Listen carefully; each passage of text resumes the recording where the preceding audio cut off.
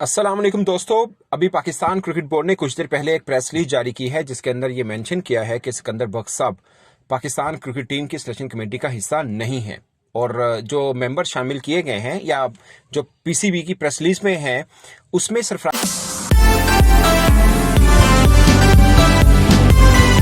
अस्सलाम वालेकुम दोस्तों। अभी पाकिस्तान क्रिकेट बोर्ड ने कुछ देर पहले एक प्रेस रिलीज जारी की है जिसके अंदर ये मेंशन किया है कि सिकंदर बख्श साहब पाकिस्तान क्रिकेट टीम की सिलेक्शन कमेटी का हिस्सा नहीं है और जो मेंबर शामिल किए गए हैं या जो पीसीबी की प्रेस रिलीज में है उसमें सरफराज अहमद भी नहीं है। तो फिर सवाल ये पैदा होता है कि सिकंदर बख्श साहब अब से 2-4 रोज पहले जो सिलेक्शन कमेटी का इजलास हुआ था वो किस कैपेसिटी में बैठे थे, ये सवाल आपके जहन में आएगा ना। और फिर बहुत से लोगों ने मुझसे ये बात की कि वो सिलेक्शन कमेटी के अंदर आ रहे हैं, उसकी ऑफिशियल अनाउंसमेंट होना बाकी है। मगर अब जब ऑफिशियल प्रेस रिलीज जारी की तो उसमें 4 रुकनी सिलेक्शन कमेटी है, एक्चुअली में 5 रुकनी सिलेक्शन कमेटी है, मगर 5वें जो रुकन है वो वोटिंग राइट नहीं रखते। वोटिंग राइट ना रखने का मतलब यह है कि अगर कहीं पे किसी क्रिकेटर के ऊपर मामला फंस जाए, यानी डिवाइड हो जाए सिलेक्शन कमेटी, कोई कहीं लेना है कोई कहीं नहीं लेना, तो फिर वोटिंग कर ली जाती है। मगर जो 5वां रुकन है उसकी वोटिंग काउंट नहीं होगी। 4 रुकनी सिलेक्शन कमेटी है और इस कमेटी में एक कप्तान यानी सलमान आगा अब तक जो टी20 के कप्तान है, चूंकि टी20 की टीम सुनी इसलिए मैं बात कर रहा हूं, और साथ में माइक हैसन जो है वो भी इसमें उनकी मशावरत भी होना जरूरी है। ये पीसीबी ने प्रेस रिलीज में कहा है। मैं सिकंदर बख्श के ऊपर बाद में आऊंगा, पहले मैं सिलेक्शन कमेटी आपको क्लियर कर दूं। शायद हाशमी साहब जो है वो डाटा एनालिस्ट के तौर पर शामिल है मगर उनके पास वोटिंग राइट नहीं है। इससे पहले हसन चीमा साहब थे, वो अब इस कमेटी में शामिल नहीं है। उनको माइक हैसन के साथ काम करने का कहा गया है कि आप सिर्फ कोच के साथ मिलकर काम करें, और वो जैसे इस्लामाबाद यूनाइटेड का एक फॉर्मेट बना हुआ है एक्चुअली में उस तरह का फॉर्मेट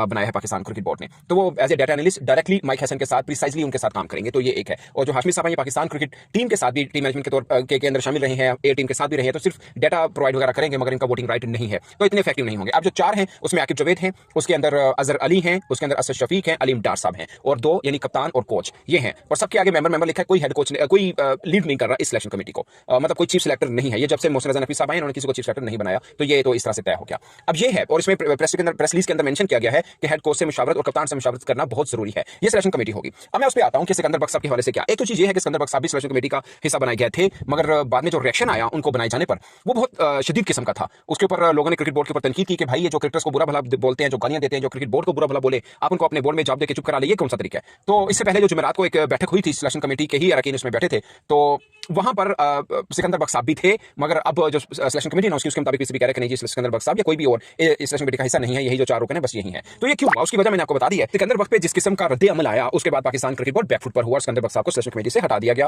अगर उसकी ऑफिशियल अनाउंसमेंट ही नहीं हुई तो हटा देना शायद ठीक वर्ड नहीं होगा, मगर उससे पहले जब उनसे काम लिया गया था वो काम अब सिलेक्शन कमेटी के तौर पर नहीं होगा। बट इसका मतलब ये हरगिज नहीं है कि सिकंदर बख्श साहब पाकिस्तान क्रिकेट बोर्ड के साथ काम नहीं कर रहे। फिर आप कहेंगे कि यार सिलेक्टर थे या जो भी थे, अगर काम नहीं कर रहे सिलेक्शन कमेटी के अंदर भी नहीं तो फिर क्या कर रहे हैं वो। तो अब पाकिस्तान क्रिकेट बोर्ड ने अब क्या किया है, एक जिसे बोलते हैं मुशाहिदा कमेटी कह लें, ऑब्जर्वेटरी कमेटी आप कह लें, वो एक बनाई है जिसके अंदर सिकंदर बख्श साहब भी हैं, इसके अंदर सरफराज अहमद भी हैं, इसके अंदर सिलेक्शन कमेटी के 2 अरकान जिसमें आकिब जावेद और अलीम डार ये भी शामिल हैं। तो ये 4 मेंबर एक कमेटी है। इसका काम ये है कि डोमेस्टिक रिफॉर्म्स को देखना, इसका काम ये है कि जो सिलेक्शंस के मैटर हो रहे हैं वो मेरिट के ऊपर हो रहे हैं, मतलब इसका ऑब्जेक्टिव बेसिकली है इस कमेटी का बनाने का ये है कि वो मेरिट के ऊपर हो रहे हैं या नहीं हो रहे। और मुझे लगता है कि इसको फिर आपकी ए टीम के अंदर भी आप पिच कर सकते हैं। इसके अलावा अगर कोई कंप्लेन आती है हमारे दूसरे जो डोमेस्टिक अंदर प्रॉब्लम्स हैं तो उसको भी ये कमेटी देखेगी। यानी हम समझ नहीं आ रही, खिचड़ी बन गई मेरे मुताबिक तो कि उसको डोमेस्टिक मतलब जो डोमेस्टिक की प्रॉब्लम है वो डोमेस्टिक डिपार्टमेंट ठीक नहीं देख रहा, ऑफ कोर्स इसलिए ये कमेटी भी बनाई है कि उनके ऊपर नजर रखेगी और फिर इस कमेटी को आप कह सकते हैं एक तरह से ये लीड करेगी या हेड करेगी सिलेक्शन कमेटी को भी। तो एक तरह से ये सिलेक्शन कमेटी के ऊपर ही कौन कमेटी है, मतलब मैं इसको ये समझ रहा हूं कि सिलेक्शन कमेटी के 2 अरकान भी इस कमेटी के अंदर शामिल हैं, वो शायद बोंगलू से मट्टी हटाने के लिए होंगे, उनमें आकिब जावेद और अलीम डार हैं, और इस कमेटी के अंदर मेन जो किरदार हैं वो सरफराज अहमद हैं और सिकंदर बख्श साहब हैं। तो ये 4 रुकनी कमेटी सिलेक्शन कमेटी को देखेगी ये ठीक काम कर रही है या नहीं कर रही है। तो अगर उनको हेड कर रही है तो ये बेसिकली पोस्ट ज्यादा बेहतर है बजाय इसके कि आप खाली सेक्टर बन के बैठे, आप उनको लीड कर रहे हैं एक तरह से। तो ऊपर वाली पोस्ट है, इसकी भी प्रेस रिलीज अभी पाकिस्तान क्रिकेट बोर्ड ने ऑफिशियल अनाउंसमेंट नहीं की है, बट ये मैं आपको बता रहा हूं कि जो उन्होंने पहली बैठक में बैठे थे वो बेसिकली इस कमेटी की बैठक थी, उसके अंदर सिलेक्शन कमेटी भी थी और ये था, और ना सिर्फ टीम को डिस्कस नहीं हुआ था, उसमें पूल को भी डिस्कस किया गया, बाकी मामला